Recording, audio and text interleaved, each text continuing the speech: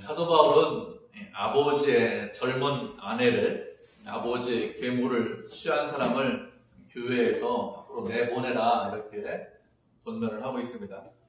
아버지의 젊은 아내를 취했다는 것은 아버지가 나이가 어린 그런 여자와 재혼했는데 그 아버지가 돌아가신 이후에 그 아들이 젊은 계모를 취했다는 것입니다. 교회가 그런 죄를 보면서 성도들이 통만히 여기지 않는다고 사도 바울이 책망했습니다. 고린도라는 도시는 성적으로 아주 문란한 도시입니다. 그래서 그런 도시 가운데에서 교회가 세워졌기 때문에 교회 안에 여전히 세상의 문제가 들어와서 그것들이 문제를 일으키고 있는 그런 교회입니다. 그래서 바울은 이런 성적인 문제나 어떤 근친상간이나 아니면 다른 문제에 대해서 그 문제를 어떻게 교회가 다뤄와야 되는지 이전에 편지를 보냈습니다. 그것이 바울이 보낸 첫 번째 편지입니다. 우리가 살펴보고 있는 고린도 전서는 두 번째 편지라고 말씀드렸죠. 그리고 고린도 후서는 네 번째 편지라고 이전에 우리가 고린도 전서 배경을 첫 시간에 설명을 드릴 때 이렇게 말씀을 드린 적이 있습니다. 첫 번째 편지하고 세 번째 편지는 완전히 소실되어서 그 내용이 정확하게 무엇인지 우리가 알지는 못합니다. 그렇지만 편지를 보냈다는 것과 그리고 그 편지의 내용이 무슨 내용이라는 것을 어느 정도는 추정을 할 수 있습니다. 그런 말씀이 고린도 전후서에 있는데 5장 9절에 보면 이렇게 말씀하고 있죠. 내가 너희에게 쓴 편지에 음행하는 자들을 사귀지 말라 하였거니와 이렇게 말씀하고 있습니다. 이것을 보면 바울이 고린도 전서를 보내기 전에 이전에 성도들에게 편지를 썼다는 것을 우리가 알 수 있습니다. 그 편지 내용이 무엇이냐? 음행하는 자들과는 도무지 사귀지 말라 이런 말씀이죠. 그런데 이런 편지 내용 때문에 고린도 교회 내에 문제가 생겼습니다. 문제가 일어난 이유가 무엇인가 하면 바울의 첫 번째 편지를 오해해서 문제가 생긴 것입니다. 바울은 음행하는 자들과 사귀지 말라 이렇게 편지를 보내자 고린도 교회 많은 성도들이 그 편지를 읽어보고 음행하는 자들과는 사귀지 말아야 된다. 그 사람이 이방인이든지 그 사람이 교회 안에 있든지 그런 사람들과 만나면 안 된다. 교류하거나 교제하면 안 된다. 이렇게 생각했습니다. 그래서 어떤 사람들은 음행하는 사람들과 사귀지 말라고 했기 때문에 그 편지의 내용에 따라서 그래 음행도 멀리하고 음행하는 모든 사람을 만나서는 안 된다. 어떤 사람이든지 만날 필요가 없다. 이렇게 생각하는 사람들이 생기게 되었습니다. 이런 사람들은 보통 어떤 형태를 띠는가 하면 금욕주의 형태를 띱니다. 또 다른 사람들, 또 다른 우려가 생겼는데 이 바울의 명령은 이건 좀 비현실적이다 이렇게 생각하는 사람들이 생겼습니다.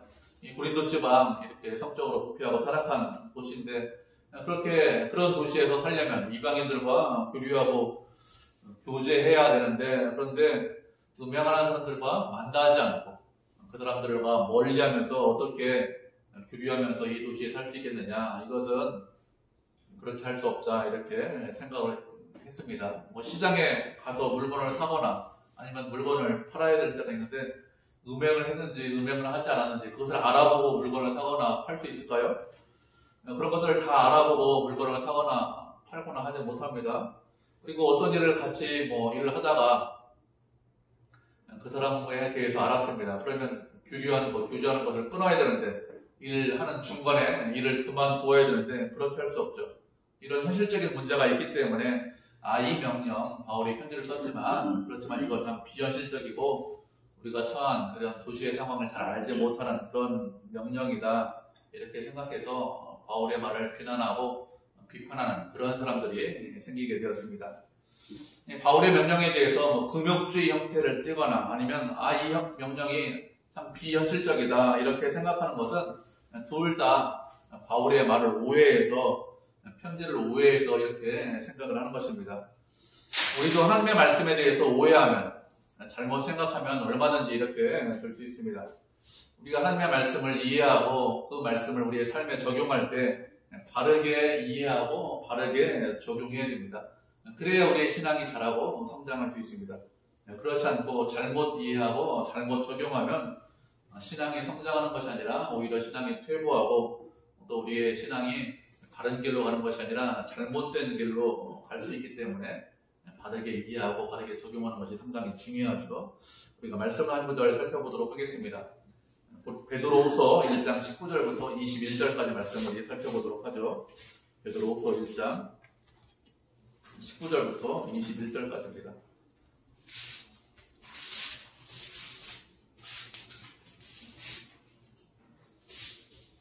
베드로후서 1장 19절부터 21절까지 우리 세 절인데 우리 한 목소리로 같이 읽겠습니다. 시작.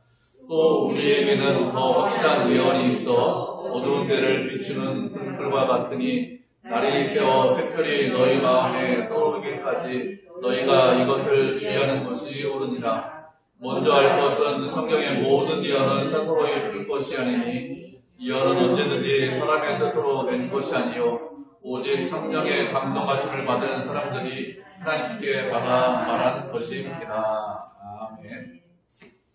베드로 사도가 변화산에서 예수님의 변화된 모습을 봤는데 그것들을 성도들에게 편지를 보내면서 하는 말씀입니다. 우리에게 더 확실한 예언이 있다 이렇게 말씀하고 있죠. 예수님께서 변화산에서 변화된 모습을 보는 것보다 더 확실한 그런 예언이 있는데 그 예언은 어떤 예언이냐? 어두운 데를 비추는 등불과 같다 이렇게 말씀하고 있습니다. 우리가 가지고 있는 더 확실한 예언이 무엇이냐? 그것은 신구약 성경을 말합니다. 하나님께서 우리에게 성경 말씀을 주셨는데 그런데 그 확실한 예언, 그 예언에 대해서 주의해라 이렇게 말씀하고 있습니다. 날이 새어 샛별이 너희 마음에 떠오르기까지 주의하라고 했습니다.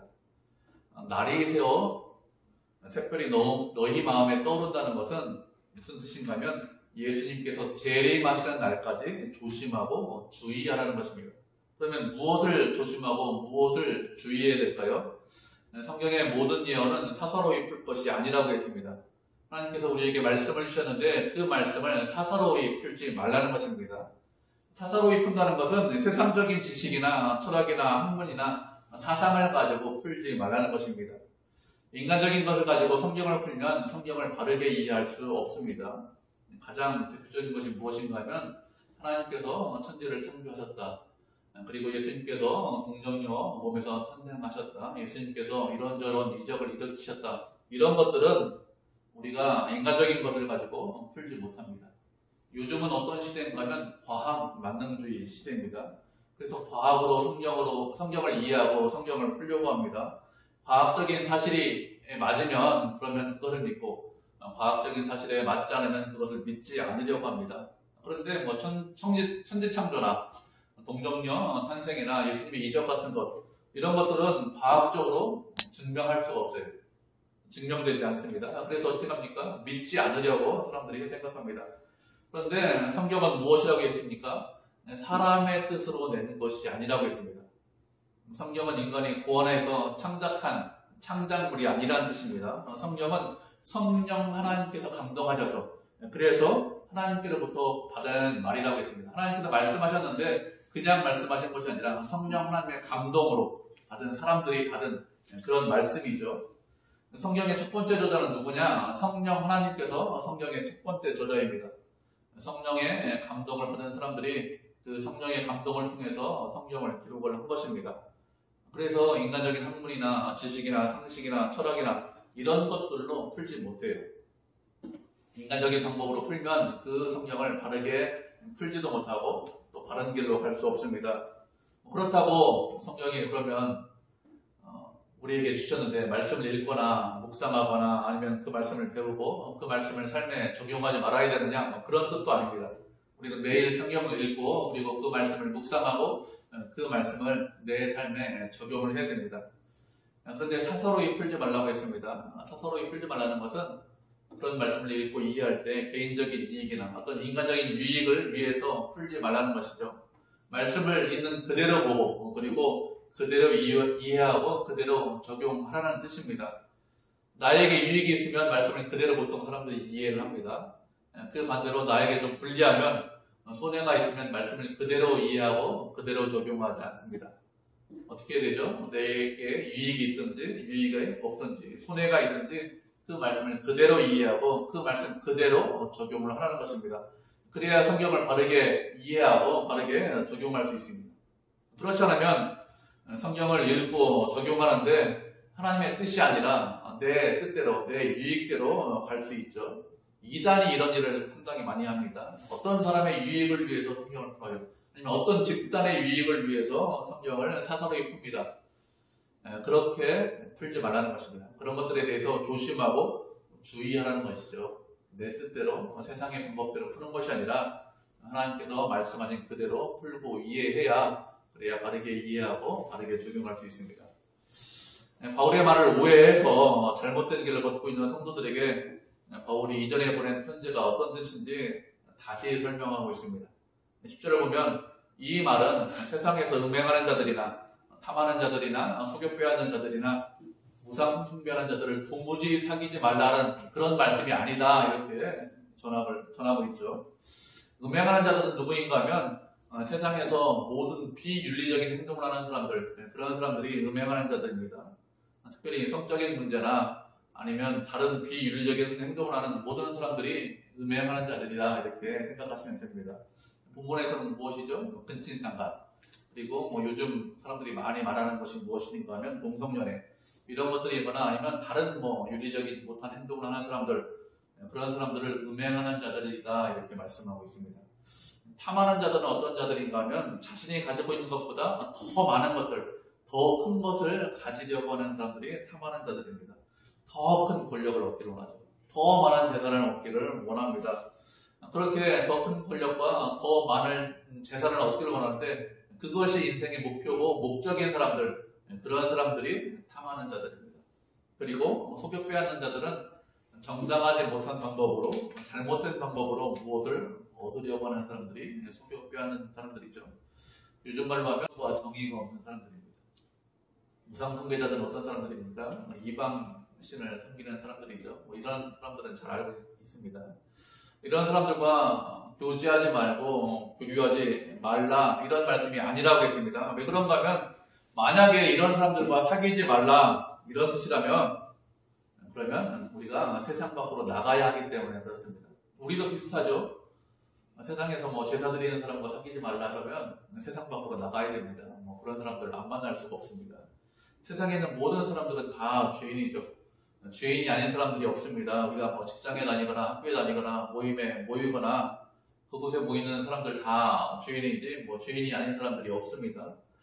예수 믿는 사람들은 아주 적어요. 극히 적습니다. 그리고 만나는 대부분의 사람들은 예수님을 알지 못하거나 아니면 믿지 않는 사람들이 대부분입니다.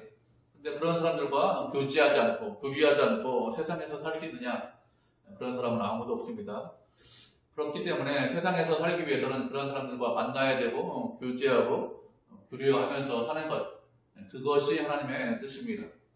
잘못 생각하면 이렇게 생각하는 사람들이 역사적으로 보면 있었습니다.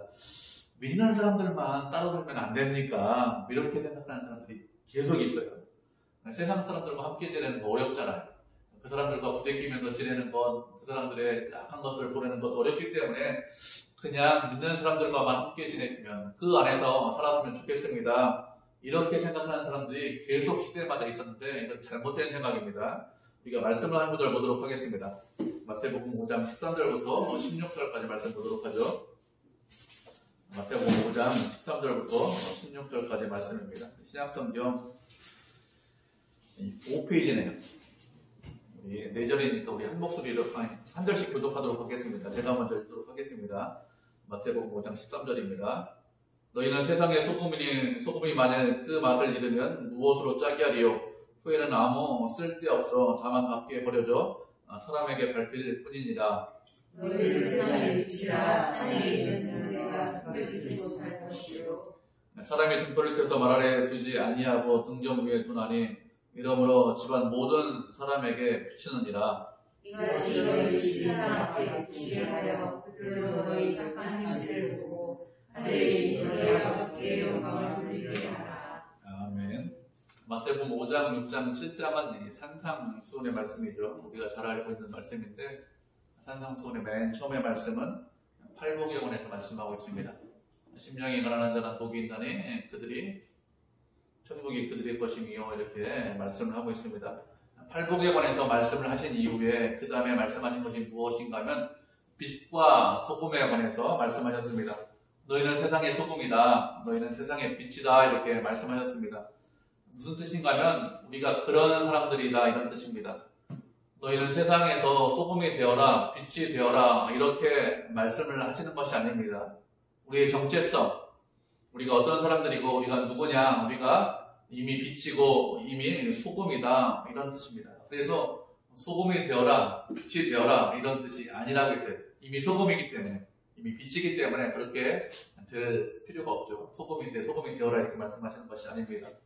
소금이기 때문에 어떻게 살아야 될까요? 소금이기 때문에 짠맛을 내야 됩니다. 빛이기 때문에 어떻게 됩니까? 빛을 발해야 합니다.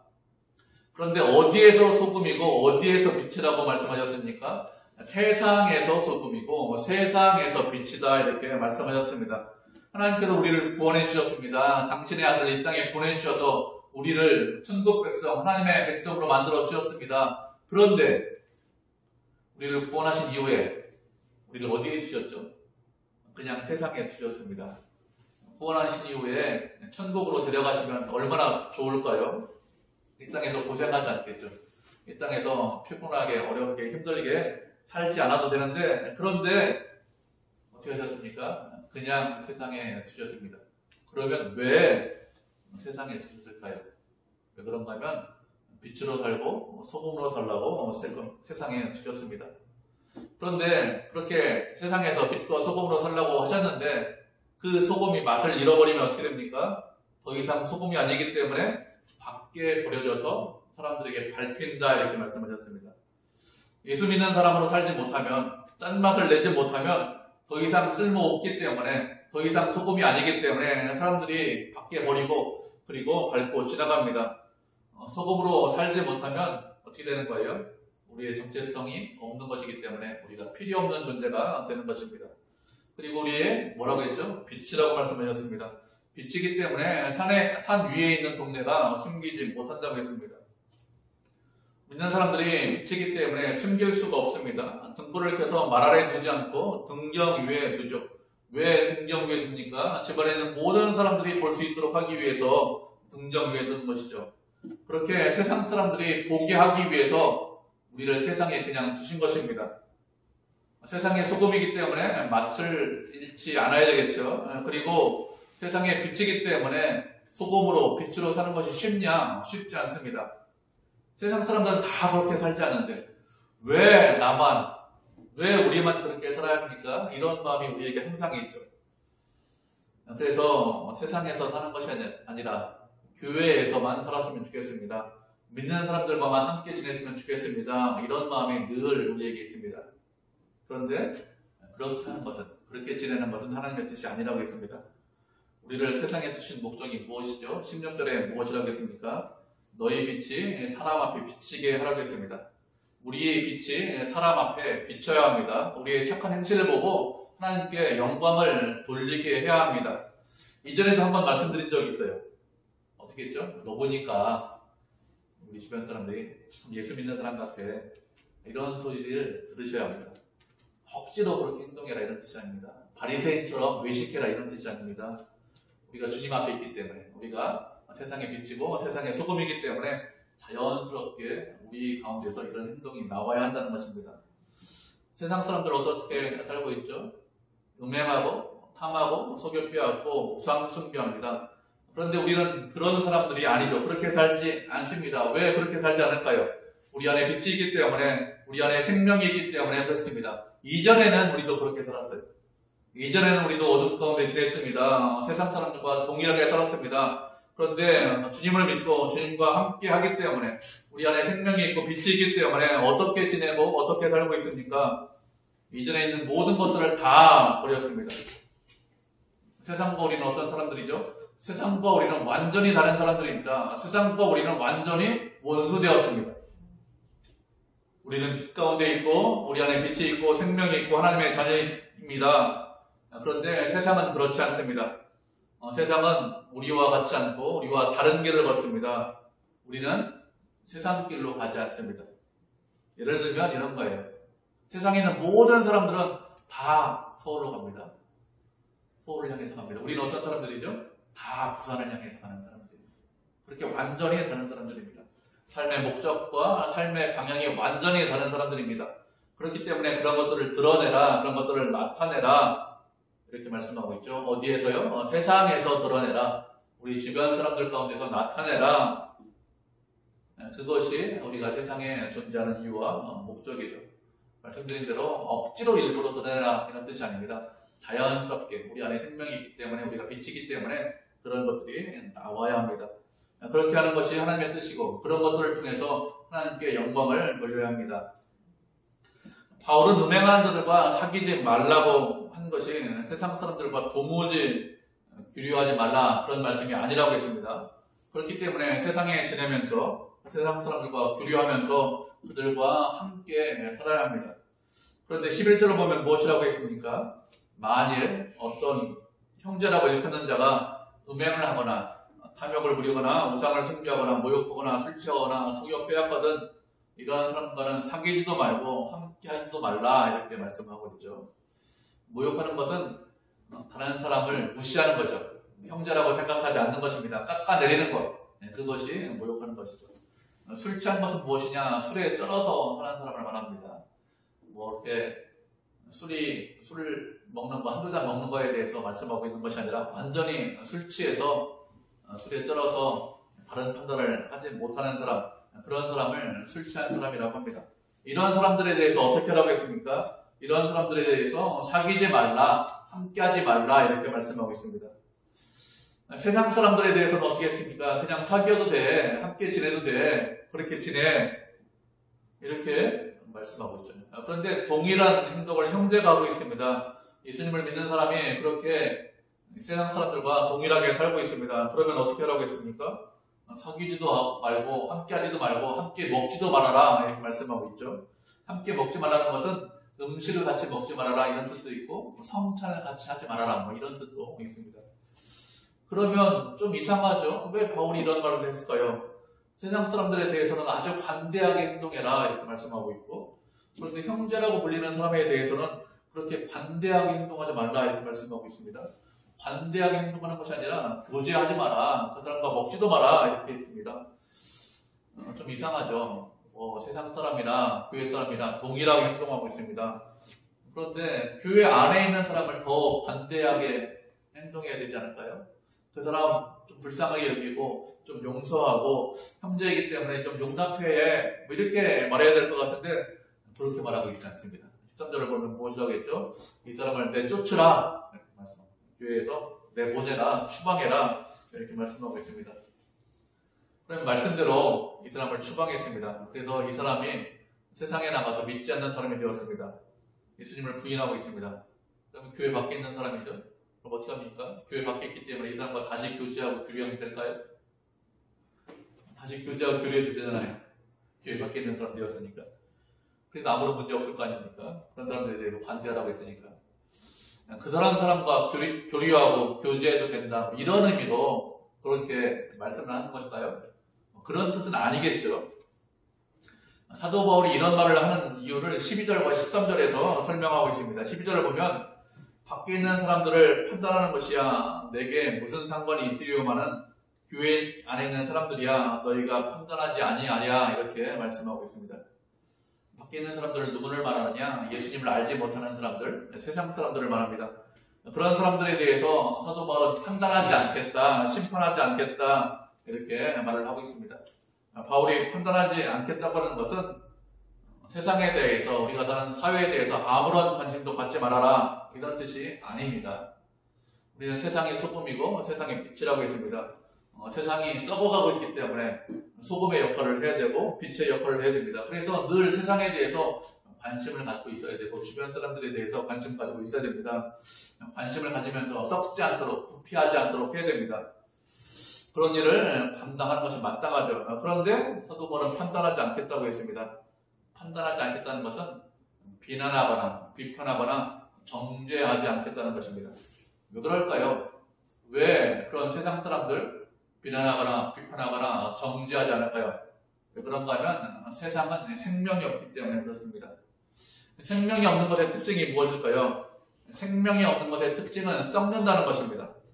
생명이 있으면 살아있으면 썩지 않고 부패하지 않습니다. 그런데 생명이 없으면 어떻게 될까요? 죽으면 어떻게 됩니까? 죽으면 곧바로 부패하기 시작합니다. 생명이 없으면 시간이 지나면 지날수록 점점 더 썩고 점점 더 부패합니다. 그것이 생명이 없는 것의 특징입니다. 세상에서 이런저런 개혁을 하고 이런저런 혁신을 하면 그러면 썩지 않습니까? 그렇지 않죠. 개혁과 혁신을 외치고 공정과 정의를 외쳐도 세상은 늘 썩습니다. 이렇게 저렇게 변한다고 합니다. 이렇게 저렇게 해야 된다고 합니다. 그래도 늘 썩어요. 그래서 계속해서 바꾸겠다. 계속해서 이런저런 일을 하겠다고 합니다. 왜 그럴까요? 생명이 없기 때문에. 늘 썩기 때문에 그렇습니다. 썩지 않으면 그렇게 바꿀 이유가 없어요. 그런데 늘 썩기 때문에, 생명이 없기 때문에 세상은 늘 썩어있고 그리고 부패하고 더럽고 추합니다. 그런 세상에 대해서 판단하지 않겠다고 했습니다. 왜 판단하지 않을까요? 그것은 하나님께서 심판하실 것이기 때문에 그렇습니다. 우리가 정죄하지 않아도, 우리가 심판하거나 판단하지 않아도 하나님께서 정죄하시고 심판하십니다. 하나님께서 그렇게 하실 것이기 때문에 바울은 판단하지 않겠다 이렇게 말을 하고 있습니다. 하나님께서 심판하신다는 것은 세상 끝날에 심판하신다 이런 뜻이 있습니다.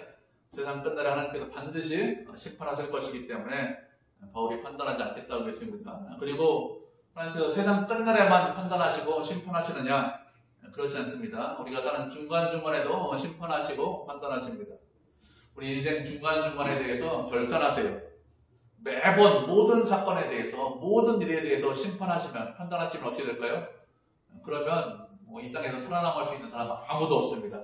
그렇지만 우리가 이 땅에 살아있는 동안에 아무런 결산이 없느냐? 그렇지 않습니다. 중간중간 5년, 10년 사이에 결산하십니다.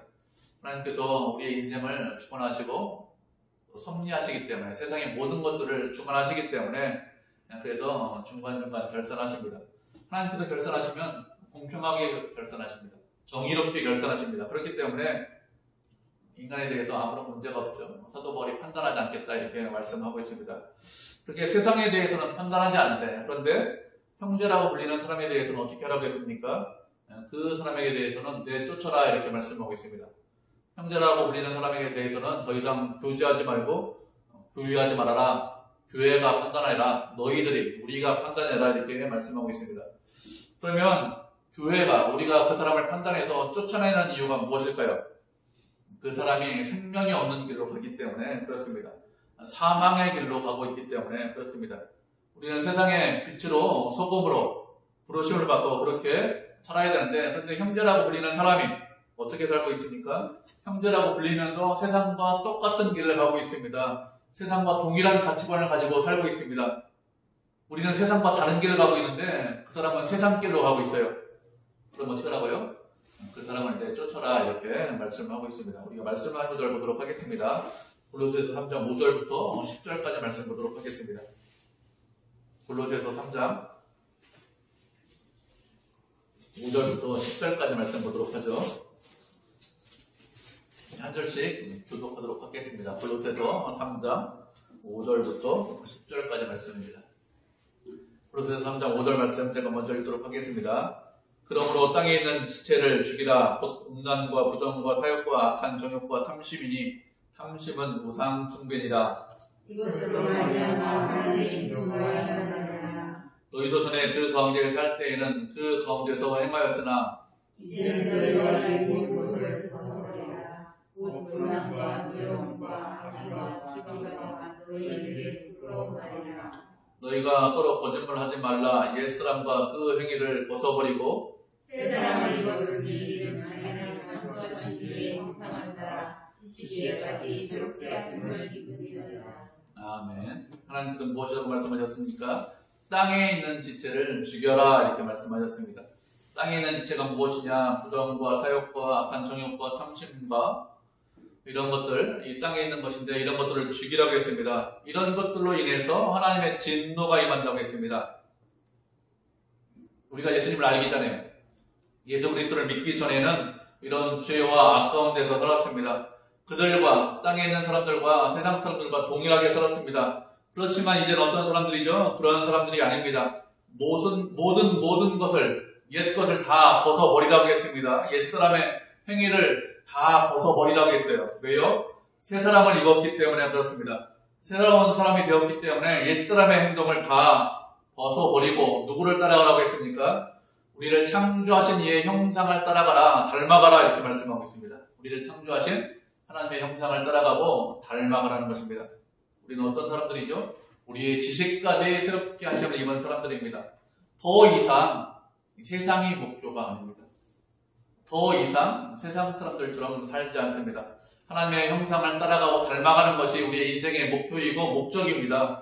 그래서 그 사람을, 그렇지 않은 사람을 교회에서 내쫓아라 이렇게 말씀을 하고 있는 것입니다. 우리가 실수하거나 우리가 넘어지지 않느냐? 그렇지 않죠. 살다 보면 실수도 하고 넘어지기도 합니다. 그래서 무엇이라고 제가 말씀드렸습니까? 지난주에 그 사람이 그런 길을 가고 있다가 돌이키고 회개하면 어떻게 하라고요? 어떤 죄를 졌고 어떤 잘못을 했어도 그 사람을 형제로 다시 받으라고 했습니다. 용서하고, 그래 잘못을 인정하니까, 회개하니까, 돌이켰으니까 다시 교회 안에 받아들이라고 했습니다.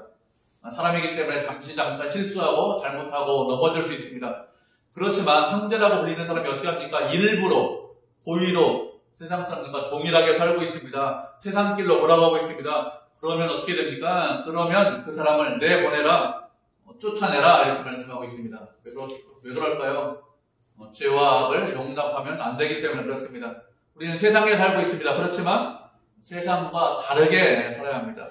세상과 구별된 사람들입니다. 세상과 구별되었다는 것은 우리가 세상 사람들보다 더 윤리적이고 더 도덕적이다 이런 뜻이 아닙니다. 그런 의미로 세상과 구별되었다 이렇게 말씀드리는 것이 아닙니다. 구별되었다는 것은 가는 방향이 다르다 이런 뜻입니다. 가는 방향이 다르기 때문에 구별된 사람들이고 다른 사람들입니다. 그래서 가는 방향이 다르기 때문에 세상 사람들과 다르게 사는 것이죠. 하나님을 따라가고 하나님을 닮아가기 때문에 세상과 다르게 사는 것입니다. 옛 것을 벗어버려라 이렇게 말씀을 하고 있습니다. 그런데 옛 것이라는 것이 어떻죠? 우리가 잘 아는 것들이고 우리에게 익숙한 것이고 우리가 쉽게 빠지는 것들이 옛 것입니다. 버렸다고 생각해요. 그런데 어떻게 합니까? 시간이 지나면 또 올라오죠. 자꾸 올라옵니다. 그래서 바울이 무엇이라고 했습니까? 땅에 있는 지체를 죽여라 이렇게 말씀하고 있습니다. 땅에 있는 지체를 죽이라는 것은 계속해서 죽이라는 뜻입니다.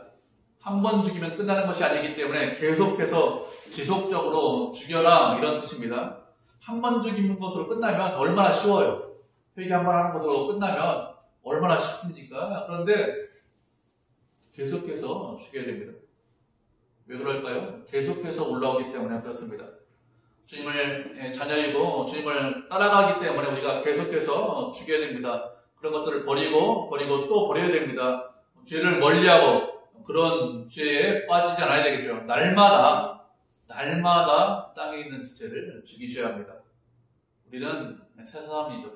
과거의 사람이 아닙니다. 하나님을 따라가고 닮아가는 새로운 사람이기 때문에 옛 것, 과거의 것, 생명이 없는 것, 죽은 것들과 함께 할 수 없습니다. 이전에는 버리지 못했어요. 왜 버리지 못했습니까? 생명이 없기 때문에. 버리고 싶었지만 버릴 수도 없었습니다. 생명이 없기 때문에 그런 죄에 얽매여서 살았습니다. 죄가 우리를 떠나지 않았습니다. 그런데 어떻죠? 이제는 생명이 있습니다. 그래서 버릴 수 있어요. 버릴 수 있기 때문에 버려라 이렇게 말씀하는 것입니다. 하나님께서 우리에게 능력을 주셨습니다. 은혜를 주셨습니다. 생명을 주셨습니다. 그렇기 때문에 버릴 수 있기 때문에 계속해서 우리가 버려야 합니다. 버리다 보면 잘 아시겠지만 사실 힘들고 어려워요. 잘 안 버려집니다. 어떻게 될까요? 기도하면서 버리셔야 합니다. 하나님 은혜를 주십시오. 하나님 제가 이걸 버리려고 하는데 못 버리겠습니다. 안 버려집니다. 그러니 은혜를 주시고 능력을 주시고 함께 해주셔서 그래서 버릴 수 있도록 해주십시오. 그렇게 하나님을 의지하면서 어떻게 하셔야 됩니까? 버려야 됩니다. 버릴 수 있습니다. 그래서 버리라고 말씀하시는 것입니다. 죽일 수 있습니다.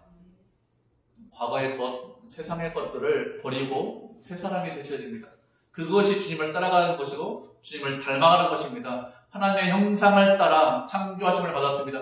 그 형상을 따라가고 닮아가는 것, 과거의 것들을 버리고 매일 그렇게 버려야 주님을 따라갈 수 있습니다. 그렇게 날마다 과거의 것들을 버리고 날마다 주님을 따라가고 닮아가서 하나님께 영광을 드리는 그런 교회, 그런 성도가 되기를 주님의 이름으로 축복을 드립니다. 아멘.